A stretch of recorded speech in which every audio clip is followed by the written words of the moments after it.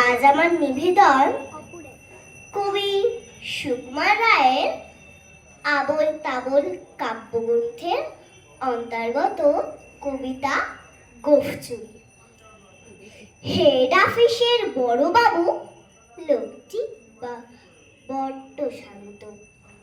তার যে এমন মাথার ব্যামো কেউ কখনো জানতো? দিব্যি ছিলেন খোশ মেজাজে, চেয়ারখানি চেপে একলা বসে ছিমছিমিয়ে।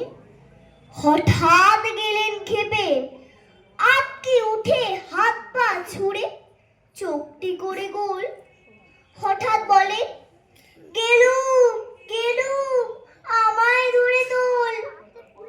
তাই শুনে কেউ বুদ্ধি রাখে, কেউ বা হাঁকে পুলিশ, কেউ বা বলে কামড়ে দেবে, সাবধানেতে তুলিস। ব্যস্ত সবাই এদিক ওদিক করছে ঘোরাঘুরি। বাবু হাঁকেন, ওরে আমার গোফ গিয়েছে চুরি। গোফ হারানো? আজব কথা, তাও কি হয় সত্যি? গোফ চূড়া তো তেমনই আছে, কমেনি এক রত্তি। সবাই তাড়িয়ে বুঝিয়ে বলে, সামনে ধরে আয় না, মোটেও গোফ হয়নি চুরি, কখনো তা হয় না।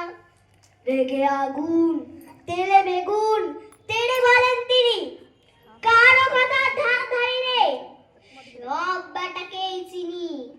নোংরা ছাটা, ঠ্যাংরা ছাটা, বিচ্ছিরি আর ময়লা, এমন বস্তু রাখতো আমি শ্যামবাবুদের গয়লা।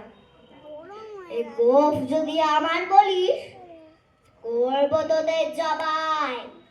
এই না বলে জরিমানা করলেন তিনি সবাই। ভীষণ রেগে বিষম খেয়ে দিলেন লিখে খাতায়, কাউকে বেশি লাই দিতে নেই, সবাই জড়ে মাথায়। আফিসের এই বাদরগুলো মাথায় খালি গোবর।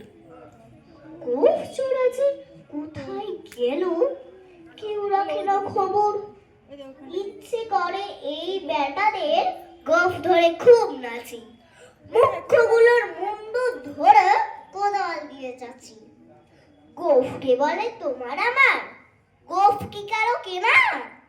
গোফের আমি, গোফের তুমি, তাই দিয়ে যাই চেনা। নমস্কার।